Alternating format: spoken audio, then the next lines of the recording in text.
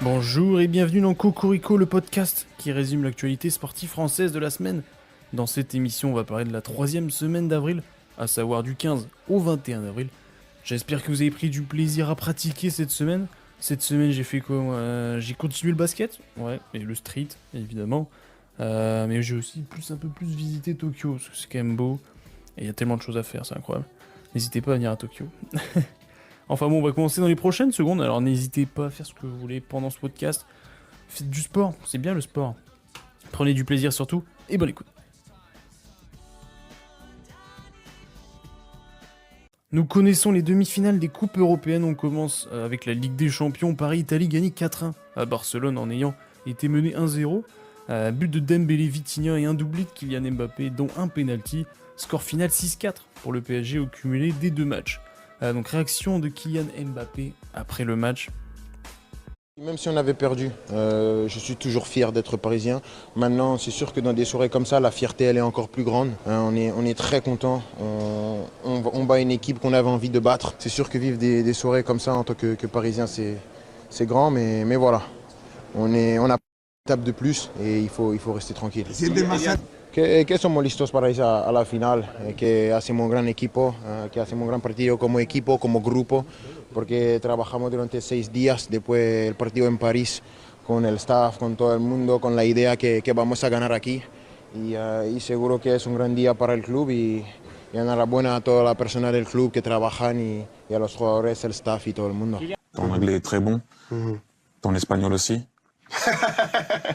Non. Non mais, oui, non, je vois de temps en temps, tu es là, hola, ¿qué tal? Il est très bon. Dortmund s'est qualifié en gagnant le match retour 4-2 contre l'Atlético Madrid. Score final 5-4 pour Dortmund. Et le Real Madrid, invincible, élimine Manchester City au penalty à Manchester, 1-1 dans le temps réglementaire. Le Real va affronter le Bayern Munich qui a gagné 1-0 à domicile contre Arsenal. Score final 3-2. Donc les prochaines dates et les prochaines rencontres, c'est le 1er mai. Il y aura le Bayern Munich contre le Real Madrid. Et le 2 mai, le lendemain, Dortmund contre Paris. En Europa League, après avoir perdu 2-1 au Benfica, Marseille s'est qualifié au match retour à domicile au tir au but. Grosse ambiance et belle performance. Marseille rejoint l'Atalanta vainqueur de Liverpool 4-0 au cumul des deux matchs. Rencontre le 3 mai. Et pour finir, énorme ambiance également au LOSC, mais pour le match retour contre Aston Villa. Le LOSC qui menait 2-0 s'est montré fébrile dans les derniers instants et a concédé un but.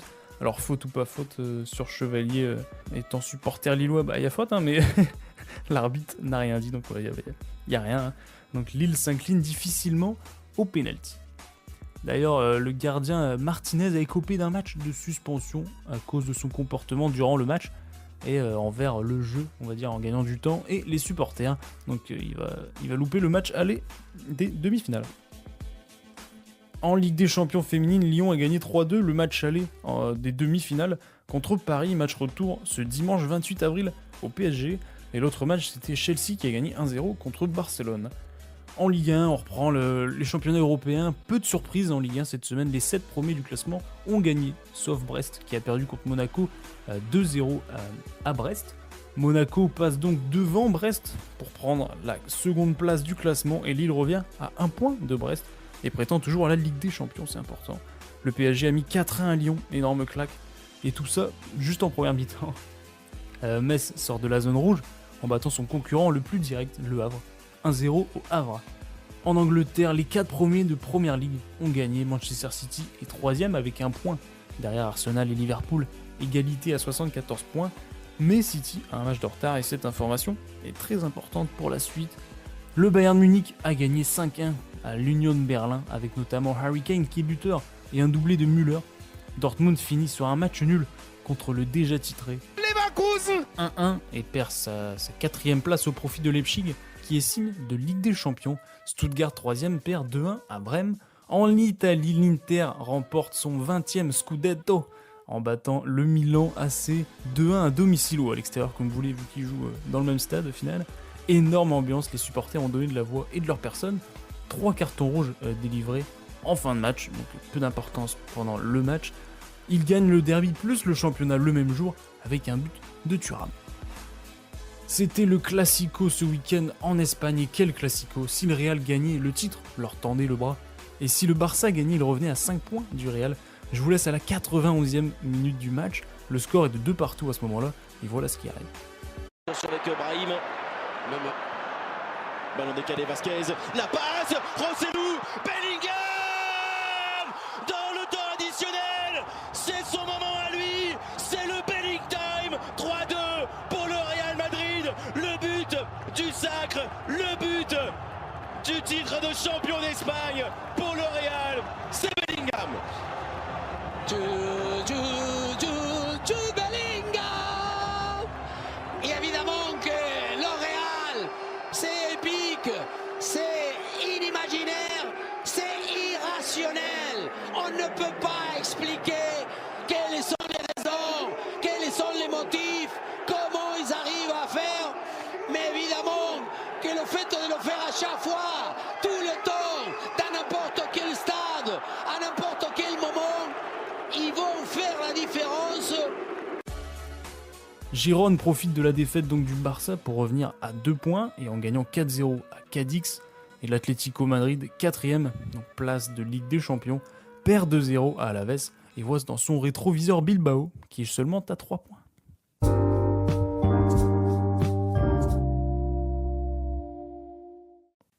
C'était le retour de Rafael Nadal à l'ATP 500 de Barcelone. Après avoir gagné son premier match en 2-7 facilement contre le 64e mondial Koboli, il s'incline logiquement contre des mineurs, l'Australien 11e mondial au deuxième tour. De beaux jeux pour Nadal, ça fait plaisir de le voir jouer sans vraiment se soucier des blessures. La finale est la même que la semaine dernière, donc si vous avez bien suivi, vous savez déjà qui c'est. C'était Tsitsipas, vainqueur de Ruud, et cette fois-ci c'est Casper Ruud qui l'emporte en 2-7, 7-5, 6-3. En prenant sa revanche, il a gagné 11 titres dans sa carrière et c'est son premier qui est non 250, c'est assez dingue. La tradition du tournoi veut qu'il saute dans la piscine avec les ramasseurs de balles et c'est ce qu'il a fait. Alors autre nouvelle, Struff est vainqueur de Taylor Fritz au tournoi ATP 250 de Munich à 33 ans. C'est son premier titre en carrière professionnelle. Bien joué à lui. Énorme parcours de Grégoire Barrère à l'ATP 250 de Bucarest. Partant des qualifications, il a gagné 5 matchs de suite, dont 2 dans la même journée. En 16e de finale et en 8e de finale, il a joué à 10h contre Korda qui est 26e mondial. Et à 16h, il a joué contre Martinez, 55e mondial. Il les a tous les deux battus. Il s'incline en demi-finale. Quelle performance! Il est au 108e mondial en ce moment, mais il va sûrement grappiller des points avec ce beau parcours en Roumanie et non Hongrie. Et Caroline Garcia a fini jusqu'en demi-finale du tournoi de WTA 250 à Rouen. Elle a perdu contre le numéro 33 mondial, Stephens, qui va gagner le tournoi. La meilleure compétition à mon goût vient de commencer, les playoffs de NBA. J'adore ça. Surtout le premier tour parce qu'il y a plein de matchs. Les rencontres à l'ouest sont Oklahoma contre Nouvelle-Orléans, LA Clippers contre Dallas, Minnesota Phoenix et Denver contre LA Lakers. Et à l'est, c'est Boston Miami, Cleveland Orlando, Milwaukee Indiana et New York Philadelphie. Alors pour l'instant, nous en sommes au premier et deuxième match, donc n'hésitez pas à les soutenir et surtout n'hésitez pas à les soutenir. Oklahoma, la team USA vient d'être annoncée pour les JO et ça peut être l'une des meilleures équipes de l'histoire. Alors il y a Steph Curry, il y a LeBron James, Kevin Durant, Jason Tatum, Joel Embiid qui, après avoir demandé la nationalité française et à l'avoir eu, il a retourné, on va dire, sa veste. Il y a aussi Devin Booker, Kawhi Leonard, Tyrese Haliburton, Anthony Edwards, Jrue Holiday, Bam Adebayo et Anthony Davis, en tout cas, ça en jette. Hâte de les voir au JO tout simplement. En Euroleague, c'est les phases finales qui vont commencer cette semaine avec la première rencontre pour Monaco demain soir, donc c'est mercredi 24 contre Baskonia. En Betclic Elite, cette semaine, Monaco a joué 2 rencontres et a gagné les deux, 92-99 à Roanne et 101-67 contre Le Portel. Ils restent largement premiers, donc ils vont finir premiers du championnat pour démarrer les playoffs qui sont prochainement. Paris Basket enchaîne les victoires, et là, contre un concurrent direct, victoire 66-86 à Lasvel. Et Bourg-en-Bresse gagne également 77-74 contre Strasbourg. Grosse bataille pour les dernières places du podium entre 7 équipes, donc pour se qualifier pour les playoffs. N'hésitez pas à suivre la fin de saison de la Pro A, ou bien rendez-vous chaque semaine sur ce podcast évidemment. En LFB, donc les playoffs ont démarré pour la Ligue féminine de basket. Quelques résultats jusqu'à présent. Pour se qualifier, il faut le plus haut score au cumulé des 2 rencontres, donc aller-retour. Basketland a éliminé Lasvel. Autre équipe qualifiée pour les demi-finales, c'est Tarbes qui élimine Bourges. Les 2 autres rencontres se jouent ce soir entre Latte Montpellier et Charnay, et l'ESBVA contre Angers. On attaque le sport mécanique Grand Prix de Chine ce week-end à Shanghai pour la Formule 1. Avons-nous assisté à une surprise? Eh ben non, évidemment que non. Verstappen prend son 110e point, il a tout remporté ce week-end, la sprint race, la pole position et la course principale. Une course avec pas mal de safety car, mais qui s'est tout de même bien déroulée. Norris avec McLaren termine 2e, et le coéquipier de Max, Sergio Pérez 3e. Nos Français sont toujours aussi loin, Ocon 11e, Gasly 13e. Prochain Grand Prix le 3 mai à Miami. Et pour la MotoGP, le prochain Grand Prix, ce sera le Grand Prix de France. Et oui, ça sera le 12 mai.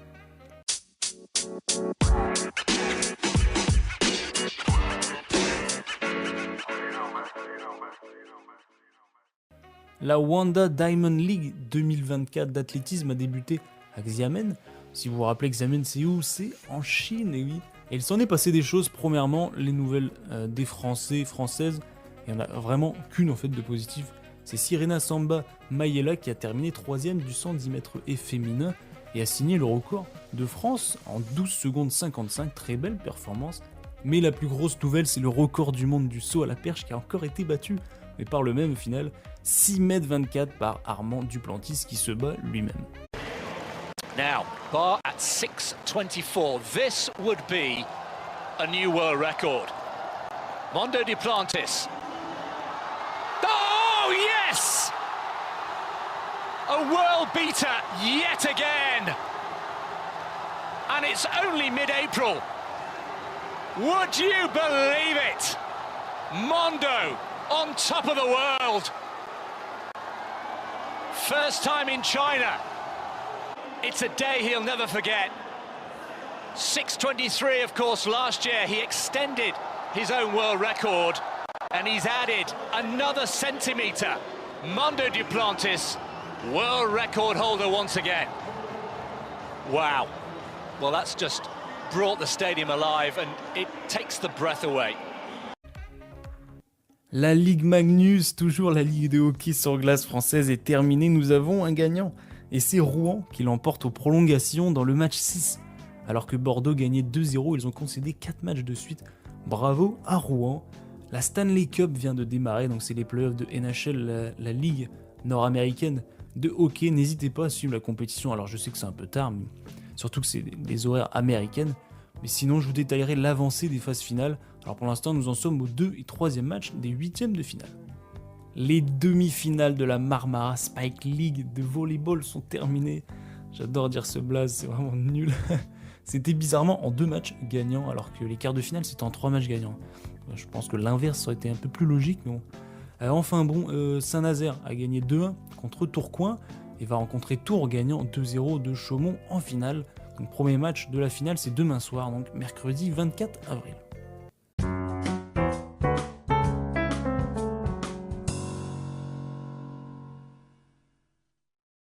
On termine comme à l'accoutumée avec les fun facts et les infos rapides.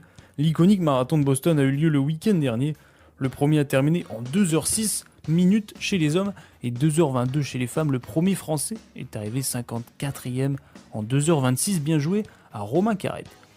Léo Berger remporte le triathlon de Valence. Après être sorti de l'eau deuxième juste derrière le premier, il accélère en vélo pour prendre 2 minutes d'avance sur les concurrents. Il finira la course avec 3 minutes d'avance. Énorme performance du français quelques semaines avant les JO.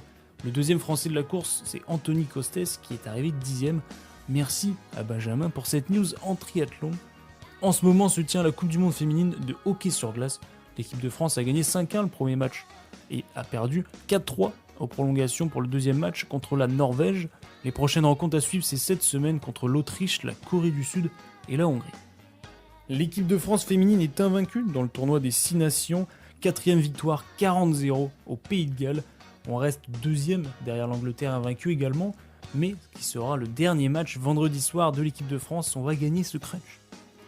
Le français Ousmane Dieng est champion de G-League avec les OKC Blue et est élu MVP des finales avec 25 points, 6 rebonds et 4 passes. Kathleen Clark a été le premier pick de la draft WNBA 2024. Dans cette même draft, c'est historique, il y a 2 Françaises qui ont été sélectionnées dans le top 10. Il y a Carla Leight qui va à Dallas et Leila Lacan qui va au Connecticut. Le joueur de NBA, Blake Griffin, prend sa retraite à 35 ans. Dans 100 jours auront lieu les JO de Paris, ça c'est beau. Selon les journaux sportifs, Zidane pourrait être le prochain entraîneur du Bayern Munich et Mourinho le prochain entraîneur de Barcelone. À voir si c'est des bonnes news. Zachary Rixaché se présente à la draft 2024 de NBA, un autre français après Alexandre Sarr. À 58 ans, Nathalie Vasseur remporte le marathon de Nantes en 2h58 minutes. Les aventures des JO continuent encore cette semaine. On apprend l'existence d'un pins officiel à l'effigie d'un pigeon vendu 7 balles. Ouais, 7 €. Si ça c'est pas de la news. Et pour terminer, il y a 4 ans, jour pour jour, pendant le confinement, Rafael Nadal et Roger Federer s'appelaient en FaceTime. Je vous laisse avec ceci. Okay, we are waiting. Finally. Are we in? Did we make it? Finally. My God. Oh, I don't know if it was you or me. How are you doing? It's sure myself. Me too. I went in and out and in and out. I don't know how many times, but at the end, But you know, made it. My God. We are old enough for all these things. No. Oh God. You should have chosen a better guy. Cocorico, épisode 28 maintenant est terminé, j'espère qu'il vous a plu. Comme vous le voyez, les championnats commencent à prendre fin. On voit les équipes qui arrivent à se départager, notamment en Ligue des Champions. La demi-finale, c'est magnifique. Les NBA, les playoffs qui commencent, moi j'adore. Et il y a tellement de news en ce moment, c'est génial, surtout à l'approche des JO, notamment le record du monde de saut à la perche. C'est quand même dingue ça. Je vous laisse cette semaine, n'hésitez pas à pratiquer le sport, à regarder le sport, à vous faire kiffer. La semaine prochaine en fait, comme d'habitude. Je vous laisse, je vous dis une bonne journée, une bonne soirée, une bonne ce que vous voulez, et au revoir.